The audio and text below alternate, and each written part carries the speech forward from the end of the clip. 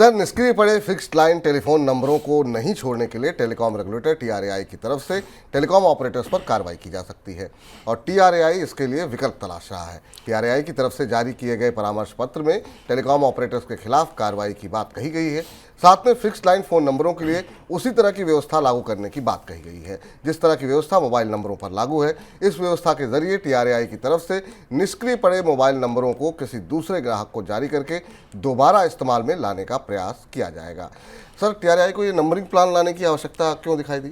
TRAI Bharat में अब नया नंबरिंग प्लान ला रही, ये काफ़ी बड़ा फैसला है और इसकी वजह यह है कि भारत में टेलीकॉम सेक्टर के विकास के साथ फ़ोन नंबर्स के अलग अलग विकास के साथ अब नंबरिंग रिसोर्सेज की कमी पड़ने लगी है। भारत में जो मौजूदा नंबरिंग प्लान है ये करीब करीब 1 दशक पुराना हो चुका है और इसे जब बनाया गया था नंबरिंग प्लान को तब इसे 2003 में, बल्कि 2 दशक पुराना हो गया है। 2003 वाला जो नंबरिंग प्लान है वो भारत में 750 मिलियन टेलीफोन कनेक्शंस के लिए बनाया गया था। संख्या उसकी लगभग 1.5 से 2 गुनी हो चुकी है और अब भारत में नंबरिंग रिसोर्सेज की कमी पड़ रही है। काफ़ी दिलचस्प बात यह है कि टेलीफोन नंबरों की कमी है क्योंकि जो नए लोग आ रहे हैं और नई सेवाएं आ रही हैं उन्हें जोड़ने के लिए अब नंबर्स कम हैं।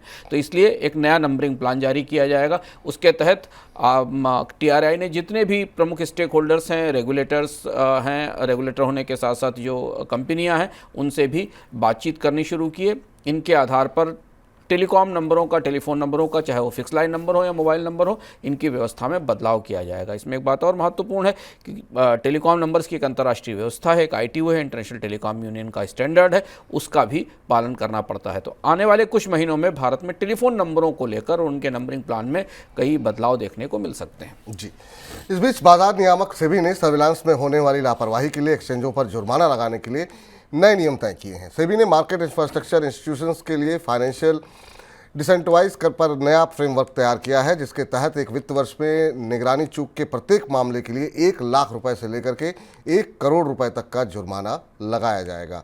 सर, सेबी ने किस तरह के मामलों में दंड का प्रावधान किया? यह माना जा रहा है कि कई सारे एक्सचेंजेस और जो ऑपरेटर्स हैं जो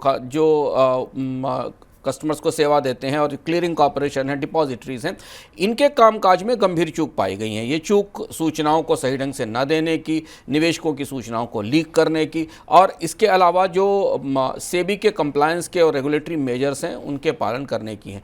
अभी तक इन्हें चेतावनी के तौर पर लिया जाता था, लेकिन अब मार्केट रेगुलेटर ने, सेबी ने तय किया है कि इस तरीके की किसी भी चूक होने पर इन्हें जुर्माना भरना पड़ेगा और अब स्टॉक एक्सचेंजेस पर, डिपॉजिटरीज पर और कॉरपोरेशन पर सख्ती होगी क्योंकि सेबी ये लगातार मान रहा है कि जो निगरानी और सर्वेलांस का नेटवर्क है वो बार बार टूटता है और जिससे छोटे निवेशकों को नुकसान होता है, उनकी सूचनाओं को लीक किया जाता है। तो इसलिए अब जो नई व्यवस्था में कोई भी लैप्स, अगर कोई भी चीज़ पाई गई जो कि निगरानी की व्यवस्था से, नियमों से अलग है और या सेबी के बताए गए नियमों के पालन में देरी भी हुई, जो सेबी ने नियम तय किए हैं, तो इस पर भारी जुर्माना देना पड़ेगा। जी सर, सेबी ने IPO लाने वाली कंपनियों के प्रमोटर्स के लिए भी कुछ नियम बदले हैं। हाँ, सेबी ने IPO प्रमोटर्स के नियम बदले हैं। हम इस पर चर्चा पहले करते रहे। सेबी ने यह कहा है कि जो IPO लाने वाली कंपनियां, उनके प्रमोटर्स की परिभाषा में बदलाव किया जाएगा। अब नई व्यवस्था के तहत अगर प्रमोटर्स और उनके परिवार के लोग मिलकर भी छोटे छोटे हिस्सों में भी 10% हिस्सा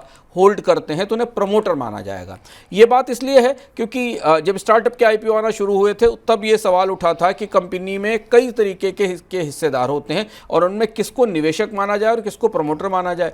विपुल जी, ये दोनों चीज़ें अलग अलग हैं। इन्वेस्टर होना और प्रमोटर होने में जो कंप्लायंस के नियम हैं, जो रेगुलेशंस के रेगुलेटरी नियम हैं, वो बिल्कुल अलग अलग हैं। प्रमोटर्स की कई सारी और जिम्मेदारियाँ होती हैं, पारदर्शिता को लेकर, कंपनी को चलाने को लेकर, इन्हें पालन करना ज़रूरी होता है और इसलिए नई व्यवस्था के तहत अब जब जो भी प्रमोटर्स थे, पहले पुरानी व्यवस्था थी उसमें जो 25% तक की होल्डिंग रखते थे उन्हें प्रमोटर्स माना जाता था, अब इसे घटाकर 10% कर दिया गया। यानी छोटी हिस्सेदारी वाले लोग भी अगर कंपनी में हैं और वो एक परिवार के सदस्य हैं तो उन्हें प्रमोटर्स माना जाएगा। जी।